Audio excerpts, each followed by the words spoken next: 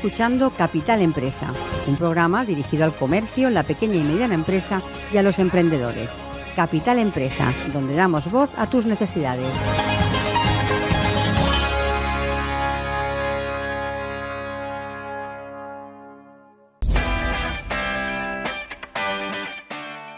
Y como cada jueves arrancamos el programa con nuestro espacio Lidera Pyme, con nuestro colaborador José Ángel García. José Ángel, buenos días y bienvenido. Buen día, Mons. Encantado de estar con vosotros. Igualmente, como cada semana. Cuéntanos, José Ángel, esta semana ¿de qué vamos a hablar? Pues esta semana vamos a hablar, como siempre, de cosas disruptivas, que es lo que hablamos siempre en mi sección, y vamos a hablar un poco de cómo elaborar un manual del cambio para afrontar retos, para afrontar la innovación en las empresas o para afrontar momentos como lo que estamos viviendo ahora de la pandemia, ¿no? O sea, cómo cambiar sin que se note mucho a nivel de hábitos, ¿de acuerdo? Que no nos suponga un trauma, pero que se note mucho de cara al exterior, que los clientes y los empleados pues sí que noten ese cambio. Lo del cambio es una constante, es inmutable. Entonces, el asunto de las pymes es que suele ser complejo porque viven un poco al día, por decirlo de alguna manera, y los gerentes normalmente no están desarrollando su trabajo correctamente, que es el de tener una visión de negocio y luego implementar esa parte estratégica, y se ven un poco abocados al apagafuegos, ¿no? Es una especie de bomberos que van corriendo por todas las secciones o los departamentos de su pequeña empresa y lo mismo cargan camiones que reparten pedidos, que contactan con proveedores. Son un poco, yo los definiría como un hombre orquesta, ¿no? Ese es un poco el trabajo del gerente de la pyme. Que está bien para empezar un negocio, es necesario. De hecho, yo creo que ninguna pyme ha conseguido crecer ni mantenerse en el mercado mirando desde la barrera, ¿no? El gerente. Pero sí que bien es cierto que cuando una pyme ya funciona, ya está engrasada o engranada, su equipo, pues al final lo que necesita es que el gerente tome un poco de espacio, perspectiva y haga un trabajo de calidad, porque al final el trabajo estratégico es de calidad. Yo no digo que el trabajo de bombero hombre orquesta no sea necesario, pero el problema es cuando nos enquistamos en eso. Quiere decir, hacerlo en ocasiones es lógico y es productivo, hay que sacar adelante los pedidos, hay que hacer ciertas cosas, pero si no somos capaces también de discernir eso de la importancia del trabajo estratégico y sacar un espacio, un tiempo, precisamente para esto otro, que es el elaborar un plan para cambiar, pues estamos haciendo mal el trabajo. Quiere decir que esos fuegos que hemos apagado se van a multiplicar en el tiempo, lógicamente, y al final nos van a desbordar. Quiere decir, luego, aunque queramos, va a ser imposible que lleguemos a todos los fuegos a apagarlos porque no vamos a tener, nos van a faltar manos, incluso con un equipo de personas, porque la situación va a estar por delante de nuestra actividad estratégica dentro de la compañía, de la pyme. Entonces, hay que elaborar un plan para el cambio. Digo un plan para el cambio porque al final el cambio, como bien decía antes, es una constante, no va a cambiar eso nunca, no se va a modificar y tenemos que acostumbrarnos a vivir en esa incertidumbre, ¿no? Con cierta certidumbre, pero dentro de ese cambio alocado que nos toca vivir en el día a día. Eso lo saben los gerentes de una pyme. Cuando levantan la persiana, pues les puede pasar cualquier cosa, desde que tengan una fuga en el baño de la oficina y tengan que llamar a un fontanero a primera hora y pierda media mañana de trabajo, pasando porque alguien les intente robar o un vándalo en Barcelona últimamente les estropee el escaparate y se pasen toda la mañana contactando con un cristalero. Esto es así. O que no entren clientes, porque imagínate que haya obras en la calle, en la acera, y no te entren clientes durante una semana o dos porque están instalando las baldosas del pavimento. Entonces, como el mundo es así en las pymes, el empresario tiene que saber modificar ese status quo y conseguir generar un manual para todo esto. Y hoy quería hablar de la importancia de cómo lo hacemos, porque generar un manual del cambio no supone un trabajo administrativo, ¿de acuerdo? Porque estamos acostumbrados a que venimos de una era en la que había que hacer todo un plan de negocio y esas cosas, pues eso, encuadernado muy bonito y con muchas cifras y el balance y la previsión a 3-5 años vista, y los que nos dedicamos a la mentoría, como es mi caso, sabemos que el papel lo soporta todo y que, como se suele decir, como yo les decía a mis mentorizados, que mentían como bellacos, ¿no? O sea, se inventaban las cifras, se inventaban en su positivismo extremo lo que iban a facturar y estaban muy poco, ellos sí que estaban muy poco en el día a día, ellos sí que tenían excesivos pájaros en la cabeza. El gerente de una pyme suele pasar al revés, está muy en el día a día, pero no tiene esa visión de futuro o a medio o largo plazo, y eso es lo que tiene que recuperar. Yo te diría que lo primero que hay que hacer para implementar un manual de cambio estratégico en una compañía tiene que ver lo primero con establecer la urgencia de ese plan. La urgencia de ese plan, porque como el mundo es cambiante de hoy para mañana, ese plan es absolutamente necesario, porque lo que hacíamos ayer ya no va a funcionar hoy, o no va a funcionar de la misma manera. Esto significa que o bien nuestros clientes se van a ir a la competencia, algunos de ellos, en muchos casos sin que nosotros nos demos cuenta, o en cualquiera de los casos puede ser que el mercado y las circunstancias cambien y nos quedemos fuera precisamente de ese mercado. Entonces, el establecer este manual del cambio requiere una urgencia. El marcar algo con urgencia nos va a servir ¿para qué? Para que convirtamos este proceso de cambio en una urgencia del bombero de la pyme. Igual que acudo corriendo a cuando alguien me llama del almacén y hay que servir un pedido extraordinario, tengo que cargar en mi coche particular para llevarlo yo porque la furgoneta de reparto ya ha salido, o un pedido adicional de un cliente que me lo pide a última hora. Como eso sucede y lo solemos solventar, el manual del cambio se tiene que generar con urgencia. Nos tenemos que autoimponer que tenemos que cambiar lo que ya hacemos en la empresa. ¿Por qué? Porque en la situación actual no nos podemos permitir el lujo de mantener única y exclusivamente, sino que se lo pregunten a algunos de los sectores de este país cómo les están pasando ahora, ¿no? O sea, intentar buscar la fórmula para mantener lo que teníamos hace un año y medio no tiene ni pies ni cabeza, ¿de acuerdo? Porque eso no va a volver, bueno, va a volver, pero dentro de 7 o 10 años, de acuerdo a esos niveles. Entonces, no podemos intentar buscar el mantener algo que teníamos porque eso ya no existe. Y un empresario tiene que ser, entre otras cosas, veraz consigo mismo y con los clientes, ¿de acuerdo? Hay que establecer una urgencia, quiere decir, esto tiene que estar en el plan A, en la pizarra, en el panel de corcho, puesto destacado o encima de mi mesa, encima del ordenador cuando voy a iniciarlo o a arrancarlo. En segundo lugar, cuando tú quieres elaborar un plan para cambiar tu negocio, para cambiar algo que estás haciendo mal o que ya es deficitario, que no supone una facturación adecuada a lo que tú estás dedicando como recursos a ese producto o servicio concreto, tienes que eliminar los obstáculos a la nueva visión. A la nueva visión que tienes ahora, pues se te ha ocurrido una idea innovadora, imagínate, quieres lanzar un servicio nuevo, un producto nuevo, ¿por qué? Pues porque tus ventas han decrecido o porque ya han pasado el umbral tus productos y están ya en decadencia, lógicamente tienes que buscar un revulsivo. Pues para hacer eso hay que eliminar lo anterior. Yo, intentando explicar esto de una forma gráfica y pragmática, te diría que hay muchas empresas en las que, si te fijas en los estantes del gerente, hay unos libros extraños que no se sabe ni qué tienen allí, que suelen ser manuales de procedimiento, ¿no? O sea, algunos como muy arcaicos, de hace 10, 15 años, porque en aquella época se hacía. Yo, como revulsivo emocional, te diría que ese gerente de la pyme, si tiene una pyme pequeñita, con una especie de pequeño parking donde aparcar los vehículos, que invita a sus empleados a coger todo ese material, de acuerdo, o bien o a reciclarlo, o si no, en el mejor de los casos, como algo simbólico, coger 2 o 3 libros de ese manual, meterlos en un cubo metálico y delante de los empleados prenderles fuego y decirles que se van a hacer las cosas de manera diferente a partir de ese momento, ¿de acuerdo? Es la mejor manera de ejemplarizar todo esto, porque si no la gente, hay un sentimiento en las empresas cuando alguien dice vamos a hacer las cosas distintas, o un gerente, de incredulidad, porque la gente se cree las cosas cuando suceden, ¿no? Sí. Había un directivo de una compañía americana muy conocida que en una reunión de accionistas le soltó un discurso fantástico y una de las frases que dijo fue: tenemos un plan estratégico, se llama hacer las cosas. Quiere decir, la mejor estrategia es trabajar.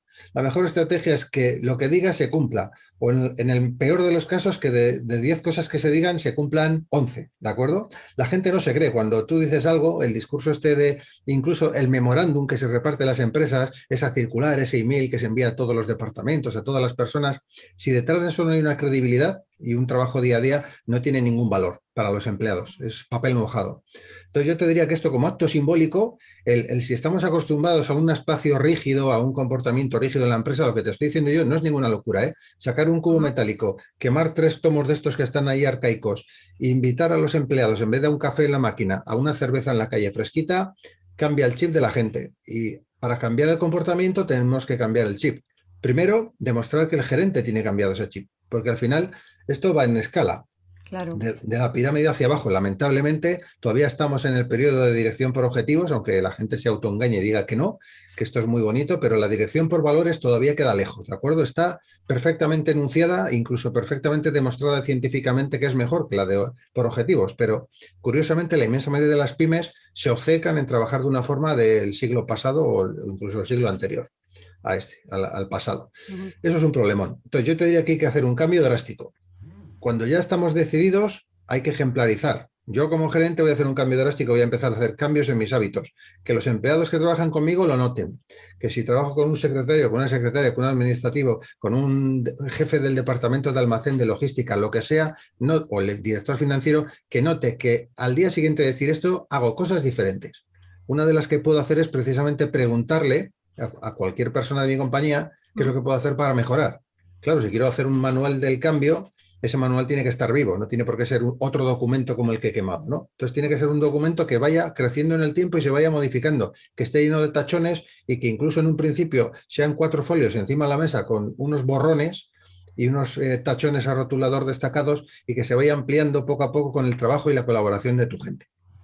Cuando hemos hecho esto, ya simbólicamente hemos establecido la urgencia, hemos quemado las naves, que dirían los clásicos, ¿no? Ya no tenemos barcos para regresar y de aquí en adelante hay que hacer las cosas diferentes sí o sí, por sistema y por imposición divina. Lo siguiente que hay que hacer es preparar a tu equipo con un símil deportivo, por decirlo de alguna manera, para que tu engranaje empresarial se convierta en una especie de Fórmula 1, ¿de acuerdo? ¿Eso qué significa? Pues mira, lo primero que significa es que hay que asignar unas tareas especializadas y específicas para cada persona. Y esto tiene que ver con que asignemos a cada persona en base a su potencial, no lo que nos está dando, no, lo que nos está dando a la empresa ahora, porque normalmente contratamos a alguien por su conocimiento y luego le penalizamos por su comportamiento, en muchos casos. Entonces, necesitamos gente que ya sabemos que es capaz, porque por eso la hemos contratado, pero que no le hemos permitido desarrollarse. ¿Por qué? Porque los directivos, una de las mayores lacras en este país es que se dedican a molestar, como llamo yo, a los empleados, a estorbarles, ¿no? O sea, el líder lo que hace es, dice, este es el camino, yo estoy aquí, y a partir de entonces se aparta y deja que los demás pasen detrás de él. En este caso, delante, mejor dicho, ¿no? Sino que al final el líder inicia la marcha, pero al final de la marcha él va el último. De tal manera que, tal y como dicen los clásicos, en concreto en el Lao Tzu, en el Tao Te Ching, se habla que el líder, el sabio en este caso, es el primero que propone algo, es el que lo enseña, ¿de acuerdo? Pero cuando los demás lo han hecho es el que se aparta para que los demás digan, lo hemos hecho nosotros. El líder ni aparezca allí, o el sabio en este caso, ¿no? Entonces tiene que ver con eso. El líder marca el camino, marca la visión, que ese es el trabajo de un gerente de una pyme, y una vez que ha hecho eso, deja trabajar a su gente, porque para eso está formada y para eso lo hemos contratado, y una vez que ellos se forman, lo que hace es alentarles, desarrollarse con ellos, junto con ellos, aprender de ese modelo y agradecerles. Y lo de la palabra agradecerles lo recalco. Si queremos mantener el éxito en el tiempo, una cosa fundamental es premiar a tu equipo. Y cuando me refiero a premiar, no me refiero únicamente a nivel económico. Premiar, en el buen sentido de la palabra, no en el peyorativo, es dar una buena palmadita en la espalda a un colaborador, ¿no? O sea, premiarle en público, alabarle, pasarse por su oficina, su despacho, a saludarle efusivamente, decirle, oye, enhorabuena por el trabajo que estás haciendo, oye, aunque creas que estoy 4 puertas más adelante, si necesitas cualquier cosa, acércate, estoy encantado de trabajar contigo y me alegro el día en que te contraté. Ese señor, esa mañana tiene un día feliz y va a su casa y sigue aún más feliz, ¿de acuerdo? Lo que hablaba antes de quemar las naves y de hacer olvidar el comportamiento previo tiene que ver con una cosa que es que al final el trabajo es algo que se extrapola después a la vida personal, ¿no? O sea, tú sales del trabajo, pero a tu casa, a la hora de almorzar o cenar, compartes con tu pareja y al final ¿de qué hablas en muchos casos? Pues de tu trabajo, de las experiencias laborales. Claro. Cuando tú estás con tu jefe y tu jefe es ejemplo de algo, como estábamos hablando, te da funciones en un equipo de élite, como si fuera un equipo de Fórmula 1, tú vas a tu casa encantado y vas a tu casa encantado de comentarle a tu pareja, a tu esposa, a tu esposo, oye, me encanta cómo estoy en el trabajo, mi jefe, fíjate, ha venido ya a felicitarme, vaya detallazo, no lo había hecho nunca en 10 años y hoy ha aparecido por allí y nos ha dicho encima que a partir de hoy todo va a ser diferente. Eso impacta en la gente y cuando hablo de la palabra impacta es fantástica esta palabra. Impacta a la gente y eso sirve para que como modelo sirva y la gente salga luego al día siguiente enchufadísima y acude al puesto de trabajo totalmente, pues eso, entusiasmado. Salga entusiasmado y con ganas de conseguir retos. Como hablábamos antes, en el tema del equipo de Fórmula 1, ¿no? En el paso 3, hay que asignar las tareas y luego hay que llenar el combustible, que esto es importante, claro, no, tú puedes tener un coche fabuloso, pero si no llenas el combustible para salir en el depósito, el coche no va a andar. Entonces, cuando me refiero a llenar el combustible, me refiero a aportar los recursos que lógicamente tenga la empresa para que el empleado se desarrolle o desarrolle esa función. De poco sirve lo que hablábamos antes de los manuales, que por eso están cogiendo polvo en los estantes, de poco sirve un manual si no se le asigna recursos a eso. Y me refiero a recursos no solamente tienen por qué ser recursos económicos, ¿de acuerdo? Que también son necesarios, lógicamente, pero tiene que ver con recursos incluso administrativos. O sea, si hacemos un enunciado de un proceso o de un procedimiento en una compañía, ese procedimiento puede llevarse a cabo, debe llevarse a cabo. Y para eso el personal tiene que estar informado a todo lo largo de ese procedimiento y ese proceso, y las personas tienen que incorporar eso en su día a día. Que luego si no te vas a dar cuenta que hay gente que dice, no, hay que hacer esto así, en la operativa. Y resulta que cuando esa operativa llega al departamento administrativo, imagínate desde comercial, pues en administrativo nadie sabe qué tienen que hacer con esa documentación y se queda ahí en el limbo. Eso pasa en muchas ocasiones.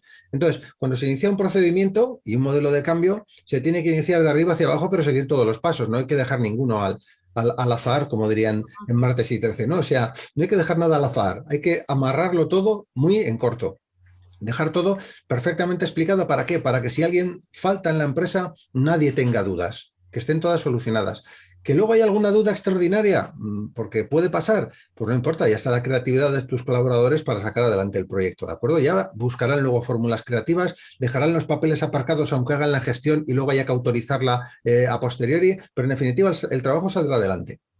Después de tener cargado ese depósito con esta documentación, estos requerimientos, estas explicaciones y este apoyo que hablábamos antes de las palmaditas en la espalda, el gerente te va a apoyar, tu mando intermedio te va a apoyar, que tú sepas que eso es así para que te sientas cómodo, falta arrancar esto. Y para arrancar esto tiene que ver con lo que yo llamo estas reuniones de la guindilla. O sea, hay que reunir a tu gente y explicarles cómo se va a hacer esto y ser capaces de que salgan de allí como si se hubiesen tomado unas 12 latas de una marca conocida de refrescos revitalizantes, ¿de acuerdo? Con taurina a tope.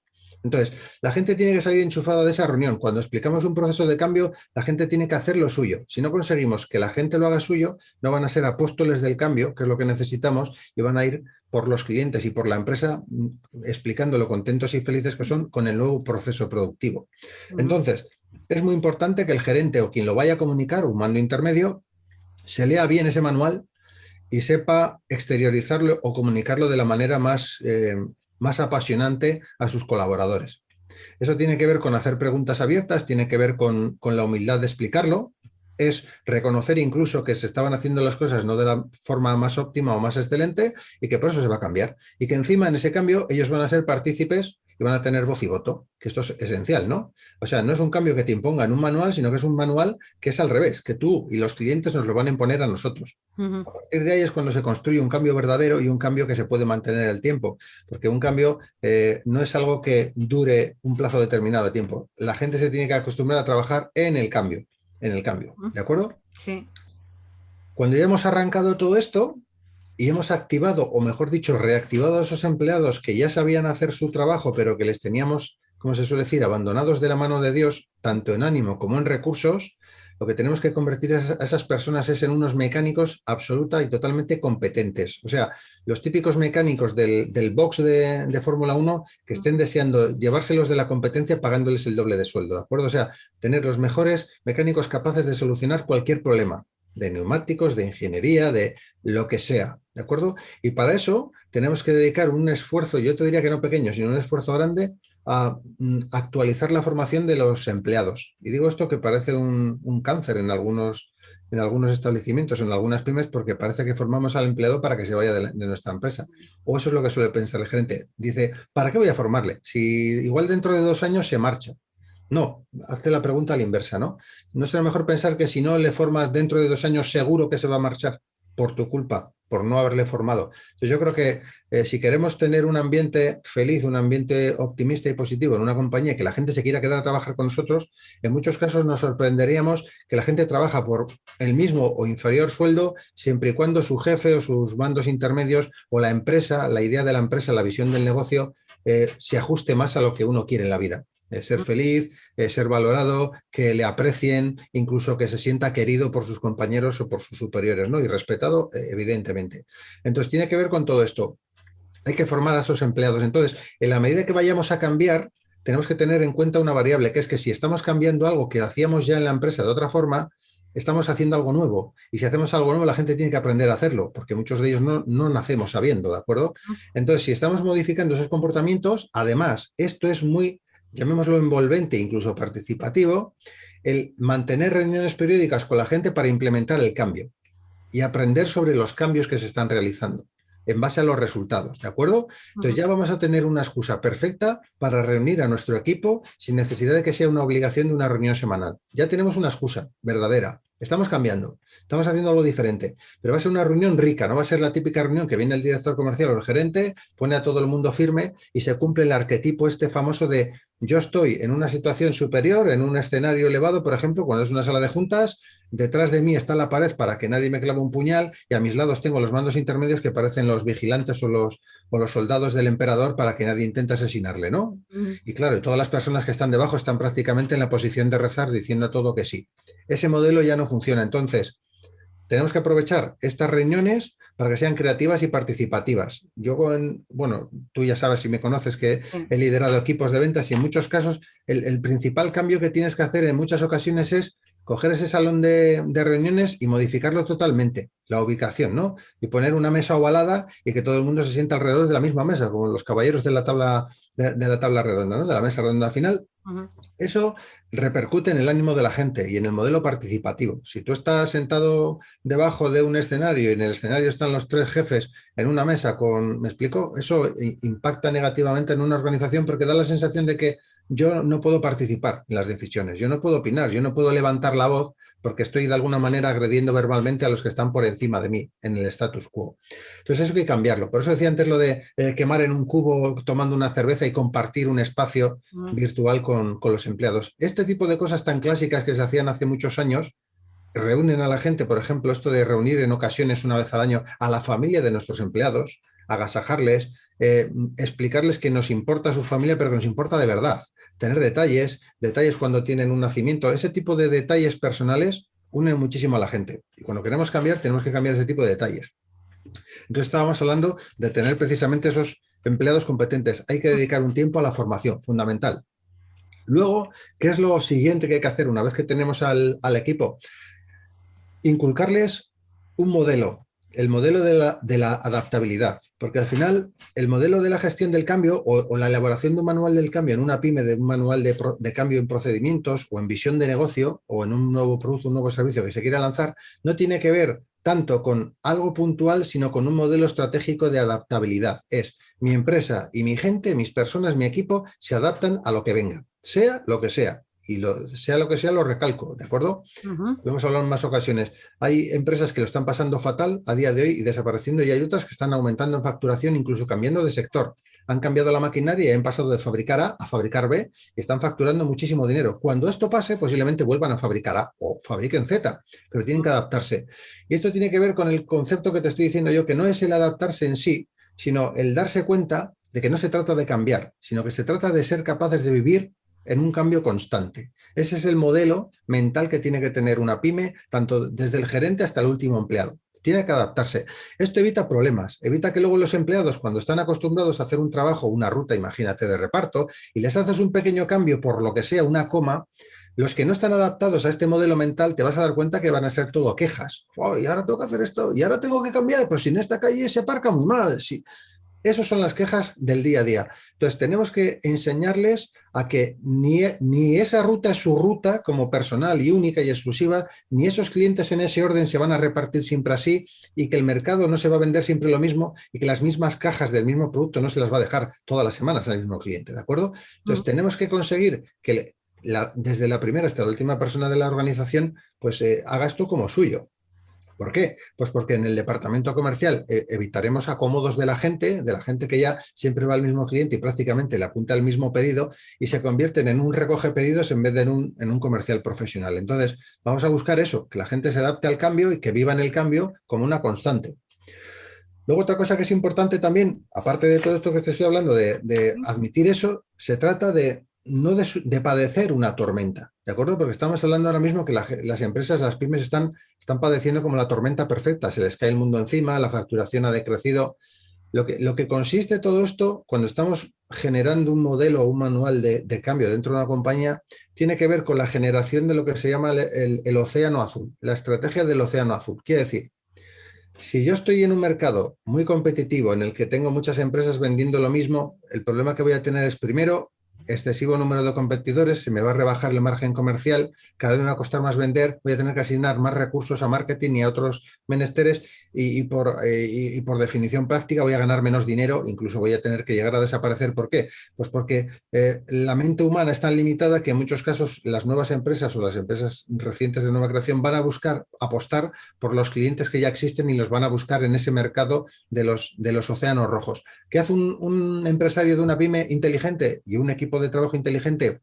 Es buscar los recovecos, las esquinas, los vórtices, los lugares en los que se puede generar un océano azul. ¿Qué es un océano azul? Un océano azul es como la panacea, ¿no? Es un lugar donde prácticamente no existe la competencia, donde somos los primeros en llegar con un producto o un servicio, donde curiosamente marcamos el precio que nos place o que nos apetece o que nos da la gana, lógicamente siendo relativamente realistas, ¿de acuerdo? Sin excedernos, y que durante un tiempo determinado, no siempre, porque eso no dura siempre, pero durante un plazo medio, 3, 5 años, a nuestra competencia le cuesta muchísimo, muchísimo tiempo y muchísima tecnología e inversión llegar al mismo punto de ese océano azul donde nosotros ya estamos ubicados como marca líder, ¿de acuerdo? Entonces, esto es el objetivo prioritario para cualquier pyme, el crear, porque eso no se busca, no existe, ¿de acuerdo? El océano azul no es algo que uno encuentra cuando van en un barco de remos o en un barco a vapor o en un barco eléctrico, eso no aparece. O a vela. Eso no aparece, sino que se crea. Ese océano se crea. ¿Se crea con qué? Con lo que estábamos hablando, con la innovación y con el cambio de la compañía. Entonces, si somos capaces de modificar los procedimientos de venta, de logística, de pensamiento estratégico, nos vamos a dar cuenta que esas ideas que hablamos en alguna ocasión, pues tienen que fluir de la gente, tienen que ser mucho más creativos. ¿En base a qué? En base a que les quitemos el lastre de los objetivos y el lastre de las obligaciones. Un cambio no conlleva excesivas obligaciones, la única obligación que conlleva precisamente es esa, la de hacer algo diferente, ¿no? Entonces, si le damos a la gente la libertad de hacer algo distinto y experimentarlo, yo creo que en las empresas, las pymes tienen la ventaja de operativamente ser mucho más ágiles a la hora de implementar cualquier modelo de gestión del cambio.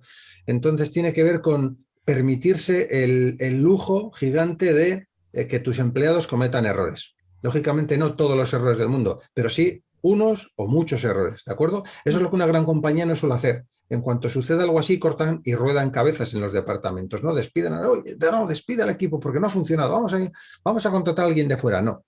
En una pyme se tiene que permitir el lujo uno de errar.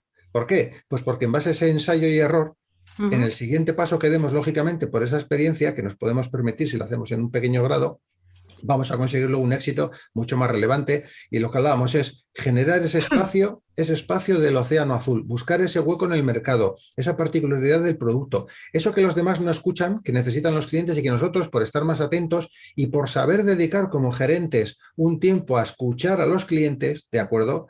No sucede. Y yo como consejos diría, porque yo conozco muchos gerentes de pymes que ahora están tan bien con sus negocios que pasaron de estar en el mostrador de su establecimiento o de su cadena, que ahora ya es una cadena muy grande, a un despacho en una central de compras. Claro, en ese despacho pasan todo el día. 8 horas de trabajo no, igual 12 horas de trabajo, pero curiosamente no salen de allí.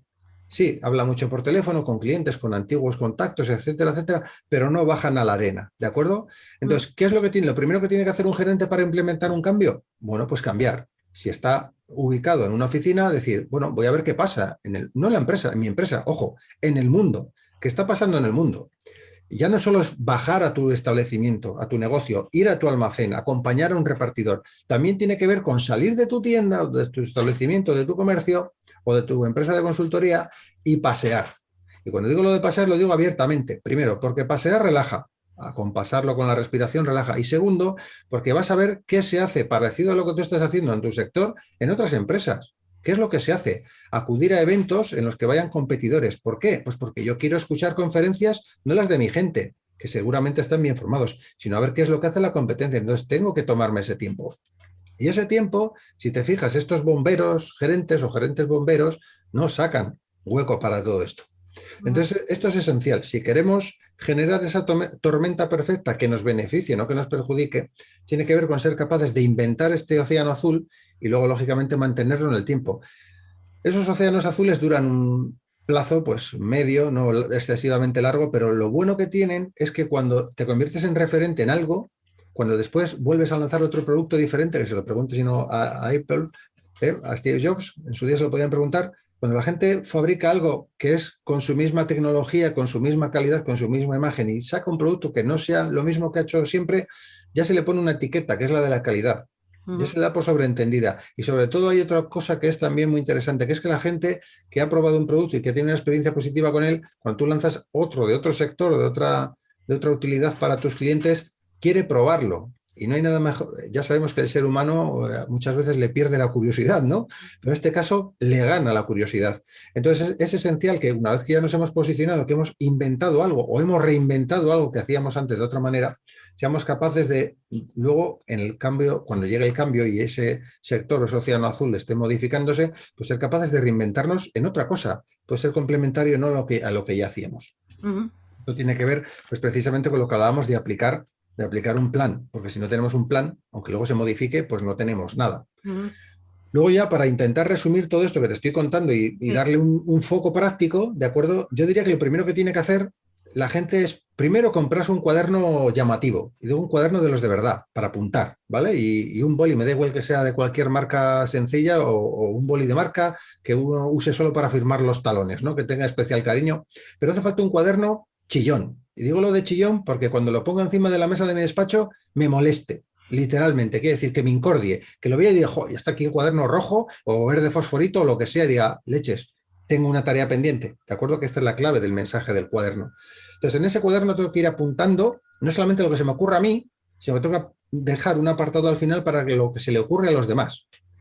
Y al final del día, lo mío lo voy a tener muy claro, porque ya lo he trabajado a lo largo del día. Pero lo que merece la pena realmente es que al final del día me tome 10, 15 minutos para releer aquello que he escuchado a los demás, a mi equipo, a mis competidores, a mis clientes, que han dicho sobre mi sector, o mi empresa o mi servicio. Entonces, al final del día, cuando ya esté cansado y agotado y no tenga esa presión del bombero, es cuando me tengo que sentar y saborear aquello que me permite aprender, ¿de acuerdo? Y para eso necesito un cuaderno. Me da igual el color rojo, verde, fosforito, lila, cada uno su favorito. Después de esto, cuando ya queremos implementar el cambio, yo os diría que lo que hemos hablado de esta frase, ¿no? O sea, el cambio hay que practicarlo y practicarlo. O sea, practica, practica, practica. Quiere decir, cada mañana, cuando llega a mi puesto de trabajo, ¿qué tengo que hacer? Hacer algo diferente al día anterior. Si normalmente desayuno a las 9, pues tengo que cambiarlo. Pues hoy a las 9:05, o a las 9:10, o a las 9:15. Que la gente se sorprenda. Es la única manera de que yo mismo me acostumbre a hacer pequeños cambios para cuando me enfrente a uno grande, sea suficientemente capaz y suficientemente operativo para que eso no me pille de sorpresa, para que eso sea un reto diario, ¿de acuerdo? O sea, eso sea un reto y una oportunidad de crecimiento en vez de un problema y algo que me lastra como empresa, como gerente.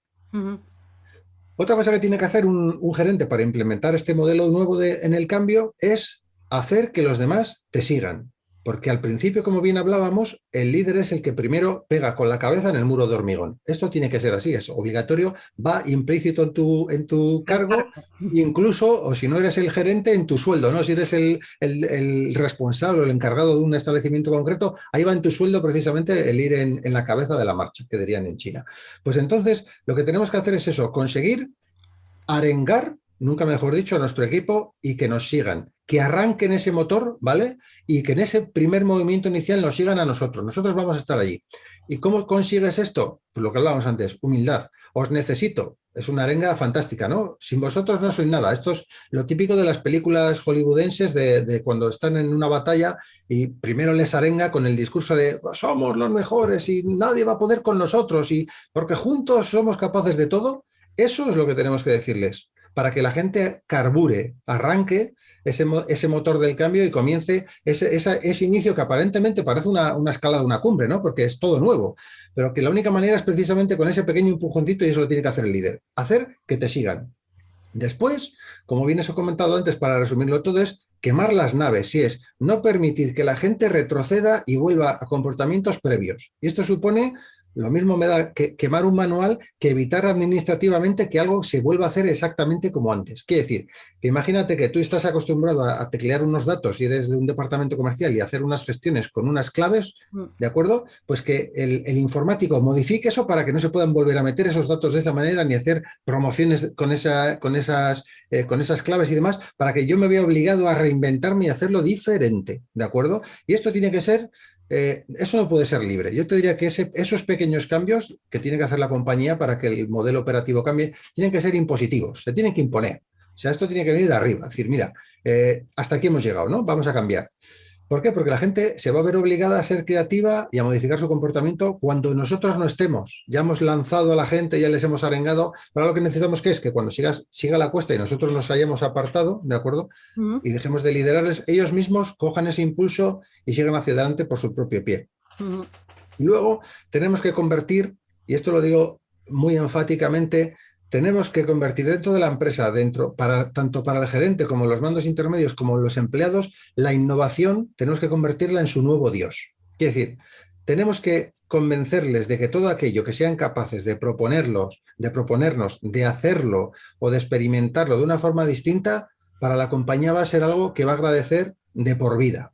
Y de por vida debe ser así, ¿de acuerdo? ujú. ¿Y esto cómo se consigue? En muchos casos te diría que retando a los empleados a nivel interno a desarrollar proyectos, por ejemplo, que abaraten costos, que sean creativos, que sean ecológicamente sostenibles y premiando eso. Y digo esto ¿por qué?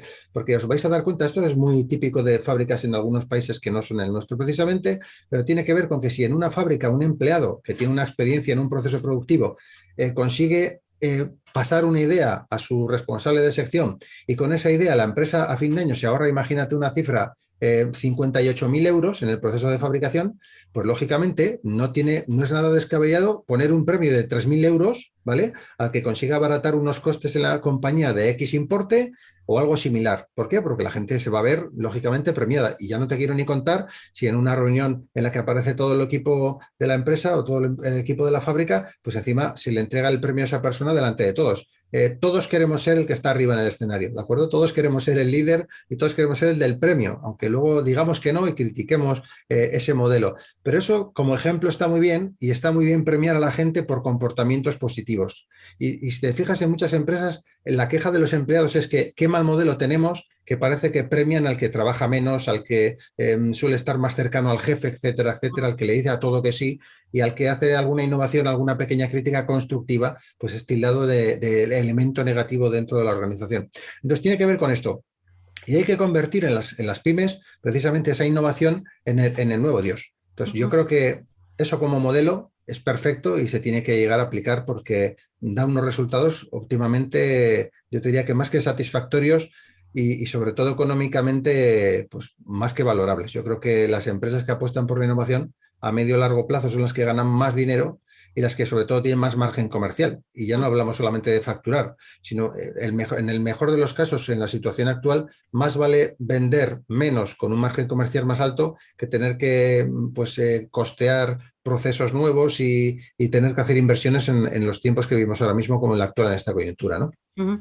Lo que nos estás explicando acerca del cambio, solo de oírte, eh, te das cuenta, ¿no? De las palabras que has ido utilizando mientras ibas explicándolo, ¿no? Paso a paso todo este manual. Palabras cambio, implicación, ayuda, formación. Es decir, son palabras que antes, cuando los modelos antiguos de empresa ni aparecían, ¿no? Aparte de que eran modelos completamente estáticos, se hacía un plan de empresa y ahí no se movía nadie, pues todo de implicar a los empleados, de pedirles su opinión, de estar que estén dentro del proyecto, de realizar esos pequeños cambios que tú vas diciendo antes, ni se tenía en cuenta siquiera, ¿no? Es decir, Pero, solo con oírte hablar ya se nota, ¿no? Dónde están los cambios. pero te diría que los cambios, como bien decíamos esta frase del directivo americano, no pasan porque sí. Quiere decir, no basta con decir las palabras, que esto no No, son no. palabras mágicas, ¿vale? Basta con implementarlas como ejemplo. Y digo esto porque es mucho mejor hacer algo que hacer un manual en el que se dice que se va a hacer algo. ¿De acuerdo? O sea, que si Perfecto. yo tengo que elaborar una carpeta muy bonita y repartirla a todos los jefes de departamento y luego hacerlo llegar a los empleados pensando que así se va a cambiar algo en la empresa y luego no llevo a la práctica ese cambio, no se va a generar ningún cambio. Es más, la gente se va a sentir engañada con ese supuesto Va cambio que no ha todavía llegado. peor. Entonces, es mejor cambiar sin un papel o sin un manual que a la inversa, ¿no? Que tener el manual y no aplicarlo. Entonces, hay muchas empresas que hablan ese lenguaje, el que tú me estás comentando, pero esas palabras están vacías. Y esos gerentes que las sueltan en un discurso delante de sus 300 o 1.500 empleados, esas palabras son un mensaje publicitario que se hace una vez al año. Por ejemplo, antes de Navidad, queda muy bonito, pero el mensaje es vacío. Entonces, ya no es decirlo con esas palabras, sino expresarlas además de comunicarlas y llevarlas a cabo. O sea, la clave del cambio no está en decir, hay un cambio, no, aplicar el cambio. Ujú. Pues José Ángel, ya hemos hoy más que llegado a la hora, pero como siempre es súper interesante escucharte y bueno, espero que hayan tomado nota todas aquellos empresarios, aquellas personas que tienen negocios, para poco a poco, ¿no?, ir implementando estos cambios, no escribiéndolo en un manual, sino implementando estos cambios y que, bueno, se vayan abriendo camino en esta nueva manera, ¿no?, de ver una empresa y de ver cómo funcionan todos, hoy en día, todos los negocios o cómo deberían de funcionar. Y nosotros, José Ángel, como siempre, te esperamos la próxima semana con más cositas. Encantado de estar con vosotros y un saludo a la audiencia. Lo de siempre, muchísimo, muchísimo ánimo y que son capaces, que simplemente tienen que decidirse y creerse que son capaces para sacar todo adelante. Un abrazo enorme y saludos a todos. Un abrazo para ti también, un abrazo. Hasta Adiós. luego. Deu.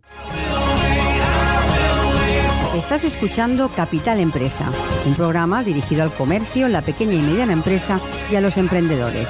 Capital Empresa, donde damos voz a tus necesidades.